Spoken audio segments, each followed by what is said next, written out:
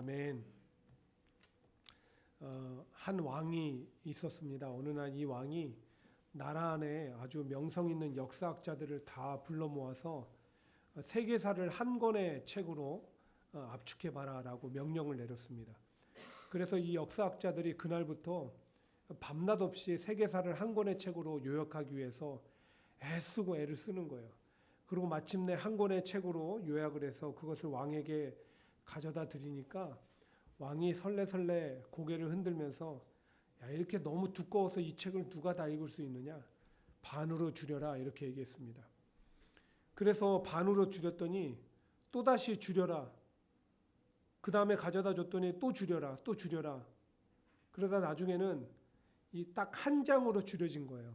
근데 한 장으로 줄여졌는데도 불구하고 왕이 그것도 많다라고 해서 마침내 다음과 같이 세계사가 한 문장으로 줄여지게 되었다고 합니다. 인류 역사는 시련의 역사다. 인류 역사는 시련의 역사다. 이 땅을 살아가는 모든 사람들에게 시련이 있습니다. 그것도 끝없는 시련이 예기치도 원치도 않게 찾아옵니다. 성도들도 마찬가지죠. 야고보서 1장 2절에서 말하고 있는 시험은 헬라어로 도키미온이라고 하는데 그 다음에 나오는 시련과 같은 얘기입니다. 그런데 그 시련이 뭐라고 합니까? 여러 가지다.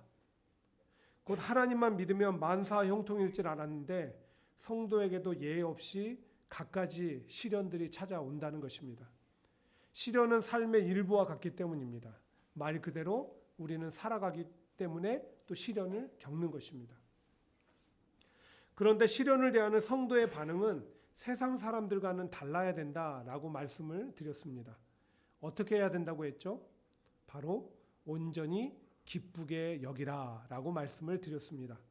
시련의 과정을 통과한 후에 올 유익과 축복이 있기 때문에 우리는 그것을 먼저 생각해보고 시련의 때에 기뻐하는 것입니다. 그 두 가지 유익과 축복이 무엇입니까? 첫째는 시련을 통과한 성도의 믿음은 순수해지고 강해지는 것입니다. 그런가 하면 두 번째는 시련을 통해서 성도는 성숙하게 된다라는 거예요. 영적으로나 삶적으로나. 그래서 이런 유익과 축복을 미리 생각해보고 시련의 때에 기뻐하라. 그리고 그 기쁨은 시련의 때에 더욱더 우리를 인내할 수 있도록 도와준다는 것입니다. 이것이 우리가 지난주에 나눴던 말씀의 주요 내용들입니다. 근데 이어지는 말씀인 오늘 이 야고보서 본문에 보니까 이 야고보가 시련의 때 성도들이 보여야 되는 반응이 또 하나 있다라고 이렇게 얘기하고 있습니다. 우리 5절을 한번 같이 읽어볼까요? 5절입니다. 시작. 너희 중에 누구든지 지혜가 부족하거든 모든 사람에게 후히 주시고 꾸짖지 아니하시는 하나님께 구하라. 그리하면 주시리라. 시련의 때 성도의 또 다른 반응이 무엇입니까? 기도하는 거예요. 성도는 시련의 때 기도하는 자가 되어야 된다는 것입니다. 특히나 조지 밀러 목사님은 성도들을 향해서 시련의 때에 더욱 기도하라 이렇게 얘기했습니다. 그런가 하면 바울은 소망 중에 즐거워하며 환난 중에 참으며 기도에 항상 힘쓰라 라고 얘기했습니다. 시련의 때에 성도가 기도하는 것은요, 하나님의 뜻하신 바다라는 얘기인 것입니다. 바라기는 우리가 앞으로 살아갈 때 어떤 시련이 우리 가운데 닥친다 할지라도 먼저 기도하되 힘써 기도하는 성도가 되시기를 간절히 바랍니다. 싫으세요? 힘써 기도하는 성도가 되시기를 바랍니다. 그럼 도대체 시련의 때 기도하는데 우리는 어떤 기도를 드려야 될까요? 가장 첫 번째는 시련을 잘 이해할 수 있도록 지혜를 구하는 기도를 드려야 됩니다. 시련을 잘 이해할 수 있도록 지혜를 구하는 기도를 드려야 된다는 것입니다. 때때로 우리는 닥쳐온 시련에 대해서 이해할 수 없을 때가 많기 때문에 내가 왜 이런 일을 겪는지 이유를 알 수 없다는 것입니다. 뿐만 아니라 시련을 엉뚱하게 이해하고 해석할 때도 있기 때문에 그런 것이에요. 근데 이것이 무척이나 위험합니다. 시련을 이해하지 못하면 또는 잘못 이해하고 해석을 하게 되면 우리가 삶을 잘못된 방향으로 나아가기 때문에 그래서 위험하다는 거예요. 그러나 시련을 잘 이해하고 해석하면 시련의 때를 낭비하지 않을 뿐만 아니라 마침내 이 시련을 잘 극복할 수가 있는 것입니다. 그래서 오늘 야고보가 얘기하는 거예요. 너희 중에 누구든지 지혜가 부족하면, 어떤 지혜요? 시련을 이해할 수 없는 지혜, 이해하는 데 필요한 지혜가 부족하거든 모든 사람에게 후히 주시고 꾸짖지 아니하시는 하나님께 구하라 라고 얘기하는 거예요. 모세가 나이 80에 하나님의 부르심을 받고 이스라엘 백성들을 430년 애굽의 종살이로부터 구원하기 위해서 애굽으로 향하죠.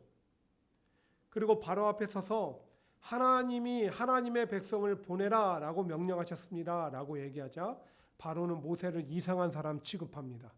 그리고 이내 감독관들을 다 불러요. 그리고 하는 말이 이스라엘 백성들이 너무나 편하다 보니까 한가해서 쓸데없는 생각을 하나 보다. 그러니까 너희들이 지금 이 시간 이후로부터 그들을 더 고된 노역에 처하고 그들이 벽돌을 만들 때 필요한 재료를 공급해 주지 말고 알아서 구해서 하게 하라. 더 힘들게 하라는 거예요. 더 가혹하게 하라는 거예요. 그러자 이스라엘 백성들이 어떻게 반응합니까? 이내 자신들을 구원하고자 하시는 하나님을 원망하고 그 일에 헌신하고자 하는 이 모세에게 분노하며 달려듭니다.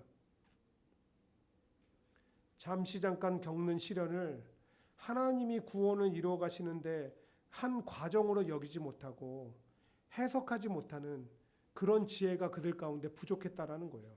그래서 시련의 때 한없이 하나님을 원망하고 그 책임을 남에게 전가하는데 시간을 낭비하며 보냈던 것입니다.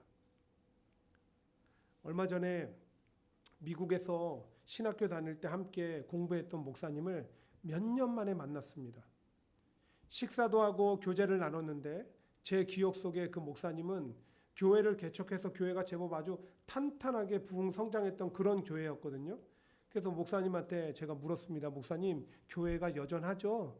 여전히 탄탄하고 부흥하고 있죠? 그랬더니 목사님이 긴 한숨을 내쉬더니 하시는 얘기가 교회가 지금 많이 어렵다는 것입니다. 그래서 평생 일 안 하고 사모 역할만 하던 아내가 얼마 전부터 나가서 일하기 시작했다는 거예요. 그러면서 교회가 어려워진 이유가 코로나 팬데믹의 영향 때문이라는 것입니다. 여러분, 코로나 영향받지 않는 교회가 어디에 있습니까? 우리 교회도 그렇잖아요. 잘 통합해서 가다가 코로나 영향으로 다 썰물처럼 빠져나가 버리셨잖아요. 근데 지금도 코로나 핑계대고 있기에는 좀 그렇지 않습니까? 그날 그 목사님의 이야기를 들으며 아직도 코로나라는 시련을 극복하지 못하신 것 같아서 참 안타깝다라는 생각이 들었습니다. 근데 이런 모습들이 우리 안에는 없습니까? 시련이 닥쳐왔을 때 그 시련을 극복하지 못할 것처럼 여겨서 계속 거기에 눌려 있는 것입니다.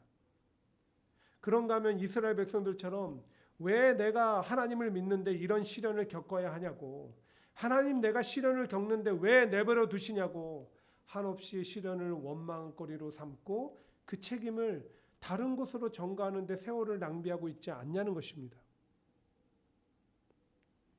그러나 시련의 때 기도함으로 그 시련을 올바로 이해하고 해석할 수 있는 지혜가 임하면 삶이 달라지게 되는 거예요. 그때부터 시련을 겪고 있는 내 자신의 삶이 달라지게 되는 거예요. 요한복음 9장에 보시면 날 때부터 소경된 이를 예수님하고 제자들이 길을 가다가 만나게 됩니다. 제자들이 본능적으로 물어봅니다. 예수님, 저 사람이 소경된 이유가 저 사람의 죄 때문입니까? 아니면 저 부모의 죄 때문입니까? 유대인들은요, 질병은 죄의 결과로 온다라고 알고 있었거든요. 그렇게 믿었어요. 그래서 그렇게 물어본 거예요. 근데 어쩌면 이것이 그 소경된 자의 안에 있었던 질문이었는지도 몰라요. 그 사람이 평생 그렇게 여겼을 거 아닙니까? 나는 왜 도대체 이렇게 비참하게 태어났지? 이게 내 죄 때문인가? 우리 부모의 죄 때문인가? 그러니까 한없이 거기에다가 눌려서 시간 낭비하고 있었던 거예요. 인생을 낭비하고 있었던 거예요. 근데 그때 예수님이 그 시련을 이해하고 해석할 수 있는 놀라운 지혜를 주십니다. 뭐라고 얘기하십니까? 이 사람이나 그 부모의 죄로 인한 것이 아니라 그에게서 하나님이 하시는 일을 나타내고자 하심이라.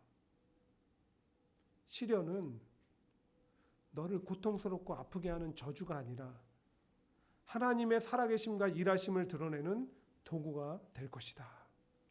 그리고 정말 그렇게 됐죠. 그런가 하면 여러분, 욥은 어떻습니까? 그는 수많은 시련에 이런 고백을 내놓았습니다.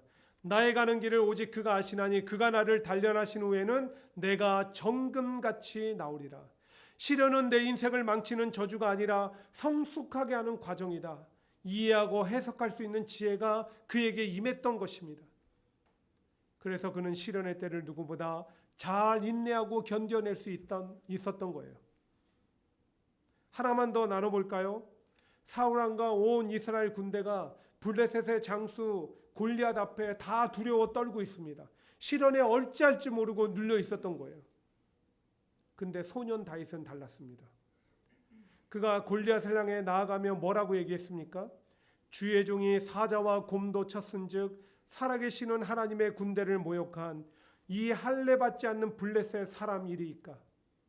그가 그 짐승의 하나같이 되리이다. 다윗의 이해는 뭐예요?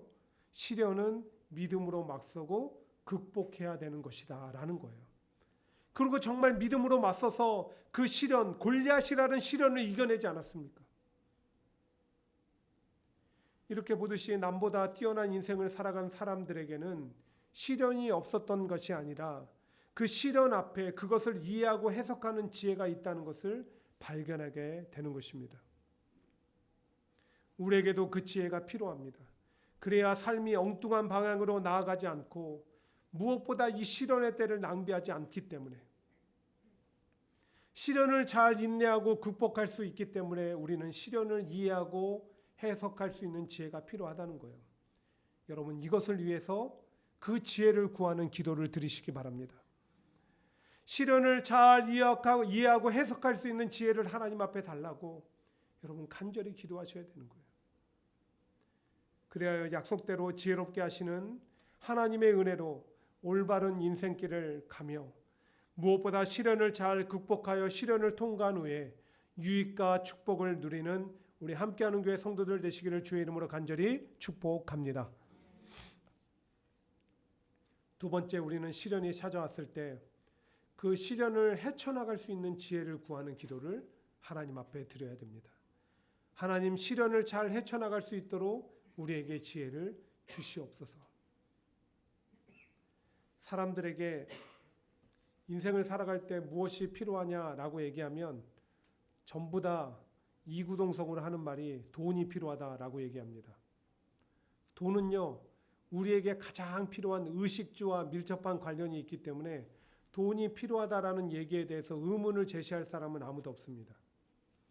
그 다음으로 무엇이 필요하냐라고 얘기하면 사람들이 건강을 꼽습니다. 그리고 명예, 관계 등을 꼽기도 합니다. 하지만 여러분 잘 생각해 보십시오. 그 모든 것들을 초월하여서 우리가 인생을 살아갈 때 필요한 것은 지혜입니다. 앞에서 말한 모든 것들이요, 지혜롭게 사용하지 못하면 오히려 우리를 망치고 해하는, 낭비하게 되기 때문에 우리에게 지혜가 필요한 거예요. 뿐만 아니라 우리는 살아가면서 돈이나 건강이나 명예나 관계 등 때문에 고민할 때보다 우리에게 지혜가 없어서 고민할 때가 더 많기 때문에 그런 거예요. 여러분 진짜 그렇지 않습니까? 날마다 살아가면서 그렇게 되뇌일 때가 너무나 많잖아요. 아, 이럴 때 지혜가 필요했으면, 이럴 때 나에게 더욱더 지혜가 있었다면 얼마나 좋았을까라고 자주 생각하는 거예요. 그만큼 지혜가 우리 인생에 중요한데 이는 시련의 때를 살아갈 때도 마찬가지라는 것입니다. 대부분의 사람들이 시련 때 기도하는 것이 다 동일합니다. 뭐라고 기도합니까? 그저 시련을 빨리 피하거나 하나님께서 이 시련을 나에게서 걷어가 달라라고 기도하는 거예요. 그러나 여러분, 시련을 통과해야지만 우리에게 유익이 오기 때문에, 우리에게 축복이 오기 때문에 그런 기도를 드리는 것은 결코 옳지 않습니다. 오히려 우리는 시련을 잘 헤쳐나갈 수 있는 지혜를 하나님 앞에 구해야 되는 거예요. 근데 그 지혜 중에도 가장 좋은 지혜는 하늘로부터 임하는 지혜고 우리보다 더 넓고 깊고 광범위하게 보시는 그 하나님의 지혜가 우리에게 필요하기 때문에 간절히 구해야 되는 거예요. 하나님, 하늘의 신령한 지혜를 나에게 주심으로 말미암아 이런 시련의 때를 잘 헤쳐나갈 수 있도록 도와주시옵소서. 그럼 하나님이 주세요. 너희 중에 누구든지 지혜가 부족하거든 모든 사람에게 후이지시고 꾸짖지 아니하시는 하나님께 구하라. 그리하면 주시리라 라고 약속하셨기 때문에 우리가 기도하면 주시는 거예요. 여러분, 광야시대 이스라엘 백성들은 자신들 앞에 어떤 작은 시련이라도 닥치면 그저 원망하고 불평하고 그 책임을 하나님과 모세에게 전가했습니다. 근데 모세는 그때마다 하나님의 얼굴을 구하며 하나님 앞에 간절히 기도했어요. 그러면 하나님은 여지없이 모세에게 이렇게 얘기하십니다. 이렇게 해라. 혹은 저렇게 해라. 시련을 그냥 피하고 시련을 걷어가는 그런 응답을 주시는 게 아니라 시련의 때를 잘 극복할 수 있는 지혜를 주시는 거예요. 그리고 모세가 그대로 행하자 놀랍게도 그 시련을 잘 이겨내고 극복할 수 있게 되었다라는 거예요. 그뿐만 아니라 그 시련을 통과한 후에 그들은 영적인 기쁨과 성숙을 누리게 되었다는 것입니다. 그런가 하면 느헤미야는 어떻습니까? 예루살렘 성벽이 무너져 있고 그래서 자기 민족이 고통 가운데 있다는 소식을 듣습니다. 즉각 해결하고 싶지만 잘못 움직이면 큰일 나요. 당시 느헤미야는 이 페르시아의 아닥사스다 왕의 술 맡은 관원장인데 술 맡은 관원장이 하는 일이 단지 음식을 먼저 점검해보고 왕한테 드리는 게 아닙니다. 왕의 가장 가까운 곳에 있으면서 왕의 비유를 마치고 왕과 함께 교제하는 경호실장과 같은 그런 역할이에요. 근데 조금이라도 어떤 이유로든 간에 왕의 비유를 조금이라도 거슬리게 하면, 왕의 기분을 조금이라도 거슬리게 하면 페르시아 법령에 따라서 그는 즉각적으로 죽임을 당할 수도 있다는 거예요. 그래서 예루살렘 성벽 재건하는 문제에 대한 허락을 받는 것도 비전문가인 자신이 백성들과 함께 성벽을 재건하는 일도 그 시련을 다 극복하는데 그에게는 지혜가 필요했습니다. 그래서 어떻게 합니까? 처음 소식을 들었을 때 왕이 자기에게 질문하는 그 순간에도 느헤미야는 기도하고 또 기도하고 또 기도했습니다. 그러자 문제를 해결할 지혜를 하나님께서 주셨고 중간중간에 방해자들을 만나 난간에 부딪히고 원치 않는 시련에 헤매었지만 그는 또다시 그 모든 것들을 그 지혜로 극복해나고 마침내 성벽을 재건할 수 있게 되었다는 거예요. 예수님도 십자가 사명이라는 엄청난 자기 앞에 닥친 시련 가운데 어찌할 바를 모르고 겟세마네 동산에 오르셨죠. 그 기도는 다른 게 아니었습니다. 바로 자기 앞에 닥친 그 십자가라는 시련을 헤쳐나갈 지혜를 구하기 위해서요. 그리고 마침내 지혜를 얻어서 나의 원대로가 아니라 아버지의 원대로 되기를 원한다라는 정말 현명한 선택을 하사 우리를 구원하신 거예요.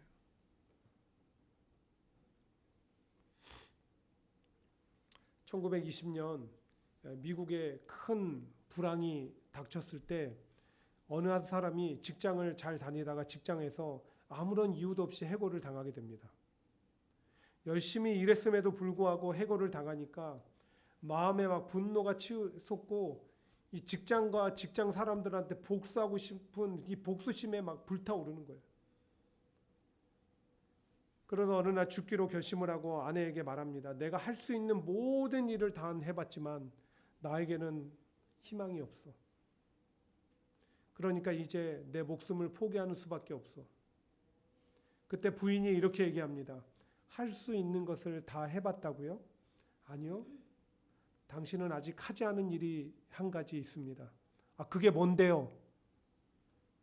바로 기도하는 것입니다. 마지막으로 하나님 앞에 기도해 보세요 라고 아내가 얘기해 준 거예요. 이 말에 그의 마음이 찔렸습니다. 그래서 다음 날부터 매일같이 하나님 앞에 엎드려 기도하기 시작했습니다. 그 기도는 다른 게 아니었습니다. 하나님, 당신이 살아계시면 내 앞길을 열어주세요. 그리고 나를 쫓아낸 사람들에게 복수할 수 있는 기회를 주세요. 근데 이상한 일이 생깁니다. 기도를 하면 기도를 할수록 그 마음의 복수심은 사라지고 마음의 평안함이 임하는 것입니다.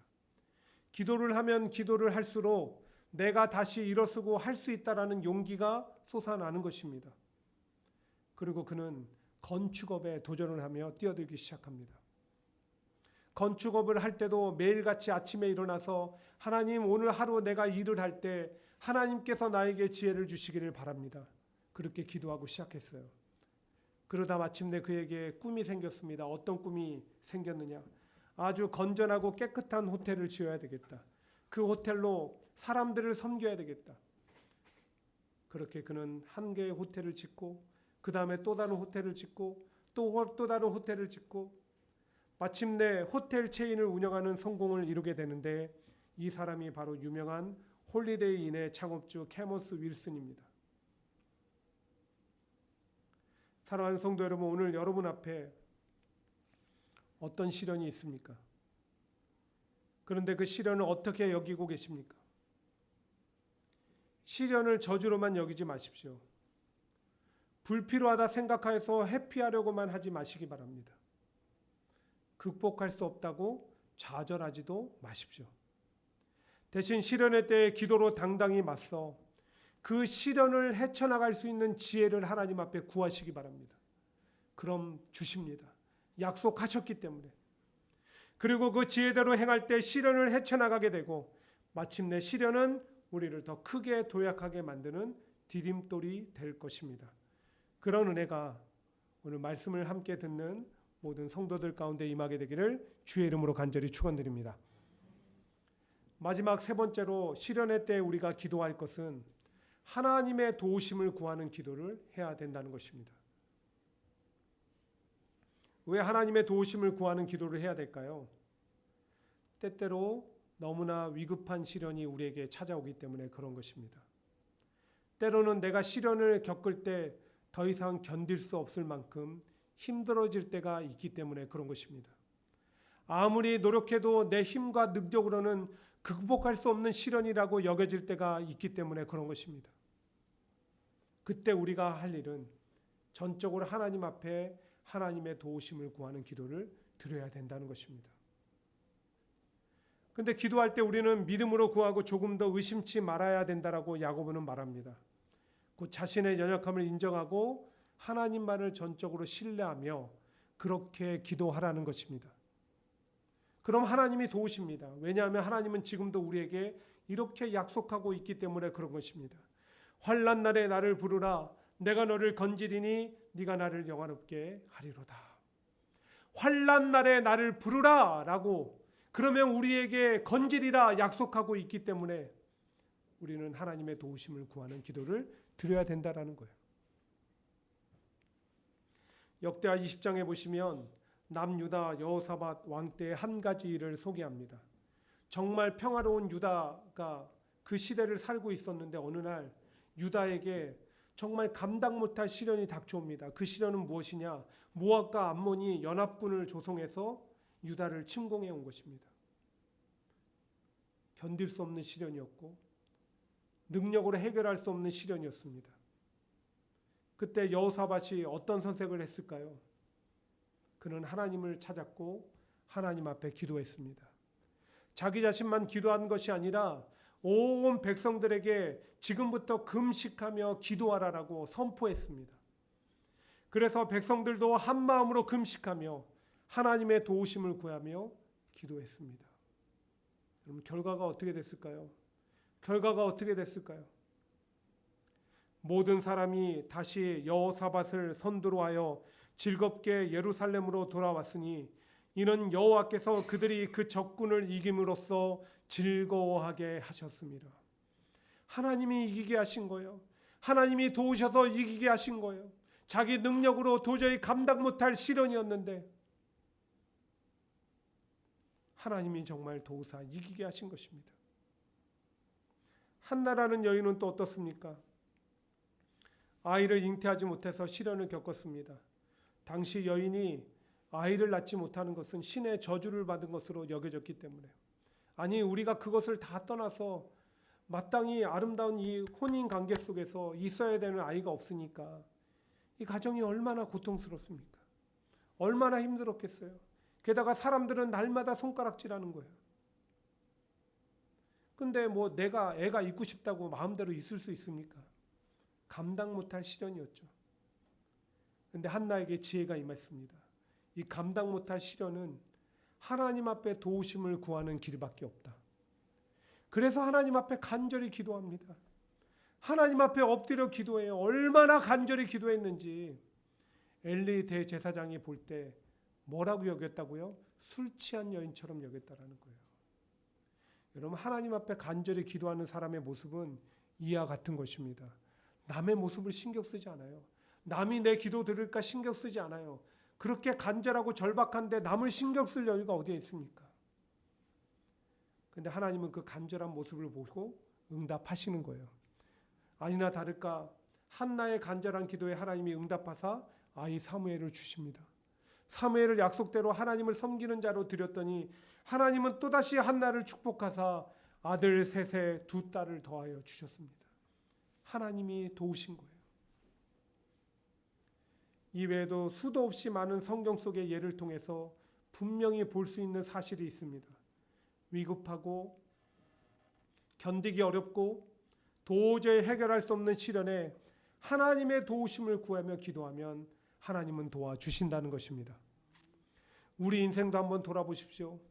여러분 인생 가운데 하나님이 언제 강하게 역사하셨습니까?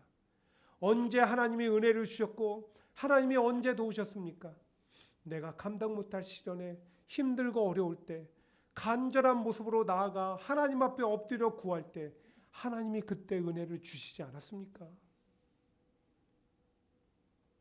그런데 여러분, 한 가지 주의할 게 있습니다. 하나님이 도우실 때 그 길과 방법은 때때로 내가 생각하거나 예상하거나 혹은 기도로 구한 것과는 다를 수 있다는 것입니다.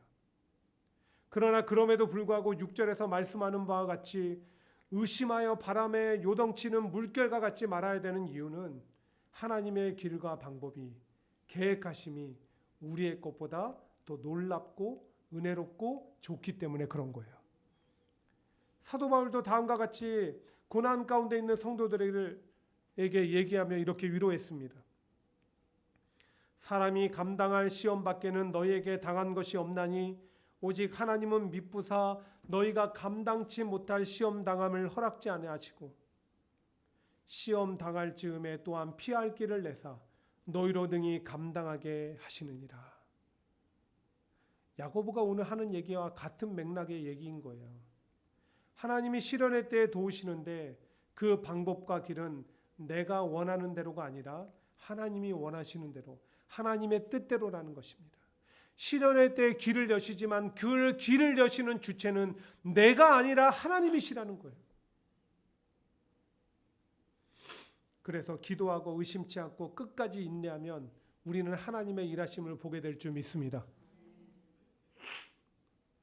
사랑하는 성도 여러분, 시련을 겪고 계십니까? 그 시련을 도저히 견딜 수도 해결할 수도 없어 남몰래 눈물 짓고 계시는 분 계십니까? 그럼 혼자서 고민하지 마시고 하나님 앞에 무릎을 꿇으십시오.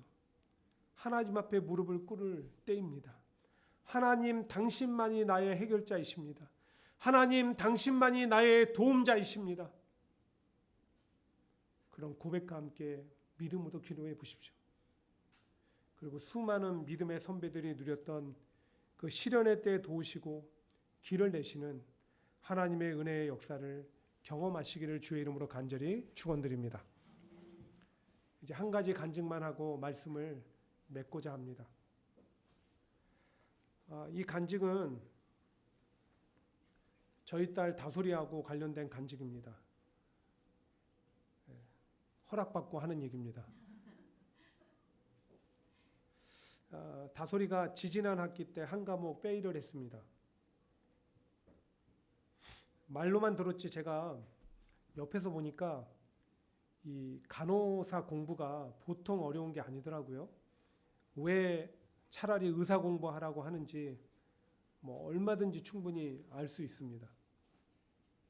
그런 가운데 지금까지 한 번도 그런 일이 없었고 잘 온 거 얼마나 대견스럽습니까? 그리고 이제 겨우 한 과목 페일했는데 뭐 그게 무슨 큰 일이겠습니까? 그런데다가 제가 얘기를 들어보니까 본래 그 과목이 많은 학생들이 페일을 하는, 심지어 2학기 연속 다솔이 친구 중에서는 페일을 했는 간호학 수업 중에 하나의 큰 고비 중에 한 과목이더라고요. 그런데도 다솔이 입장에서는 한없이 억울한 겁니다. 왜 억울한지 아세요? 합격점이 78점인데 1점이 모자라서 페일을 한 겁니다. 77점을 맞아서. 거짓말 안 하고 일주일을 울더라고요. 밥 먹다가도 울고 말하다가도 울고. 다솔이를 위로했고요. 저희 부부가 생각할 때는 우리 다솔이가 그런 일을 겪은 것은 그 1점이라는 그것 때문에 그렇게 됐고 교수한테 어필을 해도 받아들이지 않고 이 시련을 겪게 하시는 이유는 하나님의 뜻하심이 있겠지. 어쨌든 막 위로하면서 그런 설명도 하고 우리도 기도할 테니까 다솔아 너도 한번 기도해봐. 계속 막 그런 얘기를 한 거예요. 그리고 지난 학기 때 그 과목을 재수강했습니다. 다솔이가 그러더라고요. 처음 들었을 때는 몰랐는데 다시 들으니까 훨씬 더 잘 이해가 된다는 것입니다. 그냥 이해만 되는 것이 아니라 이게 앞으로 간호사 일을 하는데 얼마나 중요한 과목인지를 새삼 다시 알게 되었다라고 하더라고요. 기도할 때 하나님께서 저희 딸 다솔이에게 시련을 이해할 수 있고 시련을 헤쳐나갈 수 있는 지혜를 주신 거예요. 근데 그게 끝이 아닙니다. 다솔이가 재수강을 하고 있던 그때였어요. 어느 날 제가 아내가 일하고 있는 가게에 손님이 한 분 오셨어요. 근데 그 손님은 그 가게를 다니시는 분이 아니었고 그날 처음 왔습니다. 일을 하면서 아내하고 대화를 나눴고 알고 보니까 그분이 우리 딸 다솔이가 다니고 있는 그 학교의 간호학과 교수였어요. 다솔이 얘기를 자연스럽게 했고 그분이 비즈니스 카드를 주면서 다솔이에게 자기 사무실로 찾아오도록 하라고 얘기를 했습니다. 찾아갔더니 다솔이를 위로하면서 좋은 멘토가 되어주겠나라고 약속을 했습니다. 그리고 이번 학기에 다솔이가 5과목을 듣고 있거든요. 그 중에 4과목이 그 교수의 과목입니다. 그 교수의 과목은 너무나 인기 많아서 신청을 해도 들어가기가 어려운데 멘토가 되어주겠다라는 약속대로 힘을 써서 신청한 모든 과목들을 듣게 해준 겁니다. 곧 기도하자 하나님은 우리 딸에게 시련을 이해하고 해석하고 헤쳐나갈 지혜뿐만 아니라 도우사 더 좋은 길로 인도하신 것입니다. 예. 그런다고 가서 너 빼이래 때문에 이래 하지 마세요. 사랑하는 성도 여러분, 야고보가 가장 먼저 편지를 띄웠던 초대교회 성도들은 우리가 상상할 수 없는 시련을 겪으며 살아왔습니다. 우리가 지금 견디는 이런 정도가 아니에요. 그러나 그들은 시련의 때 기도함으로 시련을 잘 이해하고 해석할 지혜를 얻었고 헤쳐나갈 지혜를 얻었고 하나님의 도우심을 경험했습니다. 시련이 저주가 아니라 그들에게는 말할 수 없는 은혜와 축복이 되었던 것입니다. 오늘 어떤 시련으로 힘이 드십니까? 괴로우십니까? 어디 하소연할 곳이 없어서 가슴을 치며 눈물을 흘리고 계십니까? 아니면 한없이 무언가를 원망하며 살아가고 계시나요? 아니요. 여러분 기도하시기 바랍니다. 그리고 우리도 시련을 잘 이해하고 해석할 지혜와 시련을 헤쳐나갈 지혜와 무엇보다 나를 도우사 놀랍게 길을 여시고 인도하시는 하나님을 경험하시는 저와 여러분 되시기를 주의 이름으로 간절히 축복합니다. 오늘 말씀 생각하며 함께 이렇게 찬양하고 예배를 마치도록